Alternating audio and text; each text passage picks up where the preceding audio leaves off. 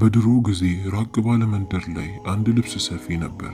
ይህ ሰፊ በስራው ላይ ጎበዝና በሚያቀርበውና በሚሰራው ጥሩ ልብሶች ይታወቃል። ምንም ያህል ጎበዝ ቢሆንም በህይወት ግን ደከም ያለ ኑሮ ከሚስቱ ጋር ይኖር ነበር።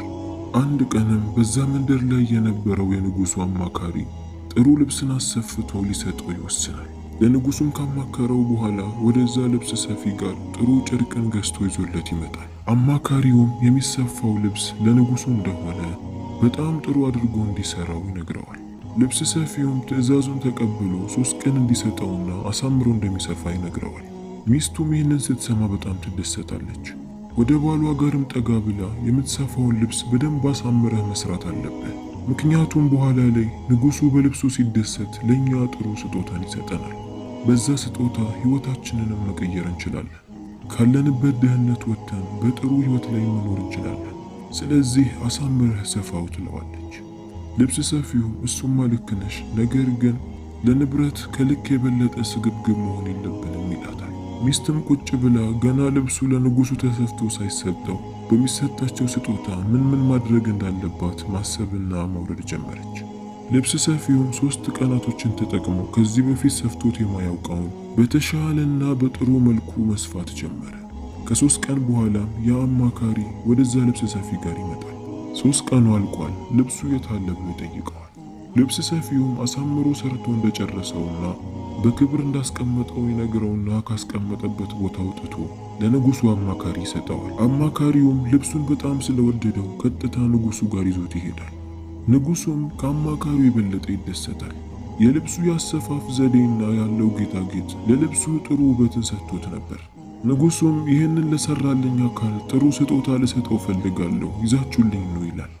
ያ ምስኪን ልብስ ሰፊም ወደ ንጉሱ ጋር በመጣ ሰዓት ንጉሱ ለልብስ ሰፊው አንድ የሚያምር ቀይ ልዑልን አውጥቶ ይሰጠዋል። ሰዎች ሁሉ ያ ልብስ ሰፊ በተሰጠው ስጦታ በጣም ተገርመው ነበር። ልብስ ሰፊውም የተሰጠውን ቀይ ልዑል ይዞ ወደ ሚስቱ ጋር ይሄዳል። ለሚስቱም ሲያሳያት ሚስቱ በጣም ትደሰታለች። አየህ፣ ያልኩህ ነገር እውነት ሆነ። ልብሱን አሳምረህ በመስፋትህ ያልጠበቅከውንና ትልቅ ሽልማትን አገኘ። አሁን በዚህ ልዑል ምክንያት ህይወታችንን መቀየር እንችላለን፣ ከድህነት እንወጣለን ትለዋለች። በዛ መንደር ላይ እንደ ታሪክ ይወራ የነበረ አንድ የውሃ ጉድጓድ ነበር። በዛ ጉድጓድ ላይ የሚገኘው ውሃ በጣም ጣፋጭና የሰዎችን ወዝ የሚመልስ ውበትን የሚሰጥ አይነት ውሃ ነበር። ብዙ ጊዜ ሰዎች ወደዛ ውሃ ጋር እየሄዱ እንደሚጠጡ ወዛቸው ተመልሶ ጥሩ መልክን ይዘው እንደሚመለሱ ይነገራል። ነገር ግን ከጊዜያት በኋላ ያ ውሃ በጣም አስፈሪ የሆነ እንደመጣ ብዙ ሰዎች ወደዛ ሄደው እንዳልተመለሱ ይነገራል። ከዛን ቀን በኋላ ነበር ያ ቦታ ባዶ የሆነው። አንድም ሰው ደፍሮ ወደዛ ጉድጓድ ጋር አይሄድም ነበር። የልብስ ሰፊው ሚስት ይህንን ታውቅ ነበር። ትንሽ የፊቷ መልክ ተቀይሮ ስለነበር ምናልባት ያንን ውሃ ጠጥቼ ጥሩ መልክን ካገኘሁ ብላ ማሰብ ጀመረች። ይህንንም አሰበች። ነገር ግን ወደዛ ጋር ሄዳ የሚያጋጥማትም ነገር ከባድ እንደሆነ አሰበች። በጣም ግራ ይገባትና በዛ መንደር ላይ ወደሚገኝ ወደ አንድ አዛውንት ጋርም ትሄዳለች። ወደዛ ጉድጓድ ጋር ሄዳ መልኳን መቀየር እንደምትፈልግ ለአዛውንቱ ትነግረዋለች። አዛውንቱም ይህንን ሲሰማ ወደዛ ጉድጓድ መሄድ የለብሽም፣ የዛ ጉድጓድ አለቃ በጣም ከባድ፣ ትልቅ ዋጋን ያስከፍልሻል። ይህንን አደርጋለሁ የምትይ ከሆነ እንጂ እንዳትሄጂ፣ ወደዛ ከምትሄጂ ቢቀርብሽ ይሻላል። እኔ ወደዛ እንድትሄጂ አልመክርሽም፣ ቦታው በጣም መጥፎና ጥሩ አይደለም ብሎ የልብስ ሰፊውን ሚስት መክራት ጀመር። የልብስ ሰፊው ሚስት የአዛውንቱን ምክር ተቀበላ ወደ ቤት ትመለሳለች። ቤትም ቁጭ ብላ ማሰብ ጀመረች። ወደዛ ከሄደች ትልቅ መስዋዕትነት እንደሚያስከፍላ ታውቃለች።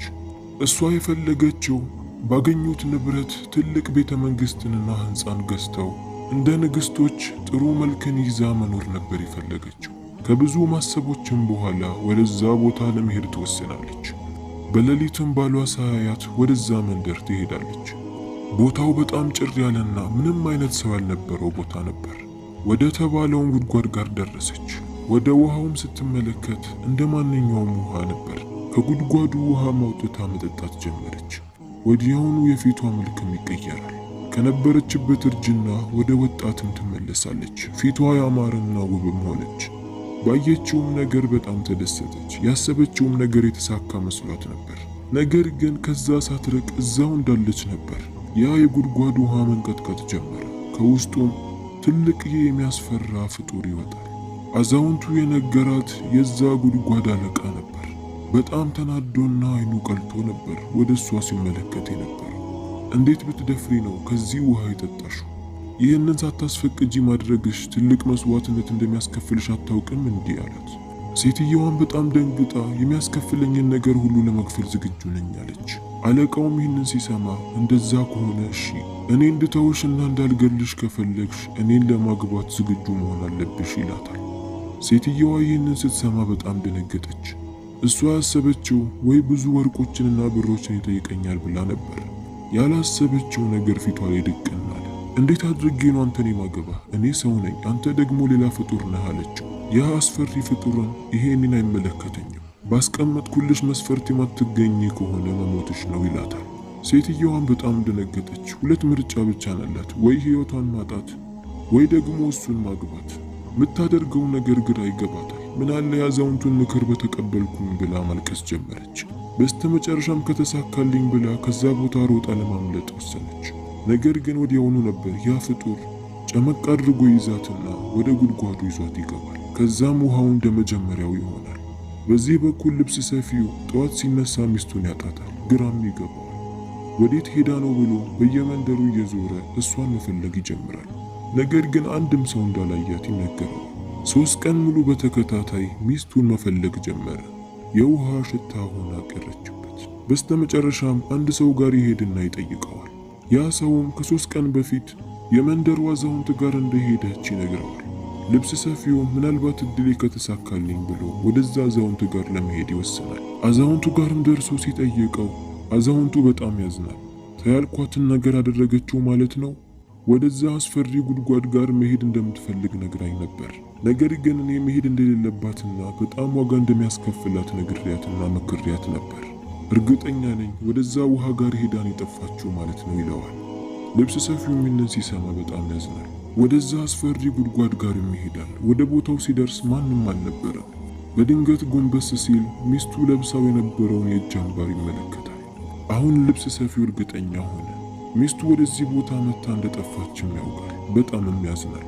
ስለዛ የጉድጓድ ውሃ መጥፎነት ያውቅ ስለነበር ውሃውን ምንም አልነካውም ነበር።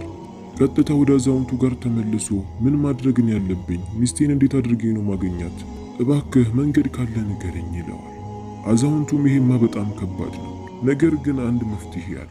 ይሄ መፍትሄ ግን ላንተ በጣም ከባድ ነው ይለዋል። ልብስ ሰፊውም ይሁን ችግር የለውም ንገረኝ ይለዋል። አዛውንቱም የዛ ጉድጓድ አለቃ የሚፈልገው አንድ ነገር አለ። እሱም ቀይ ልዑል ነው።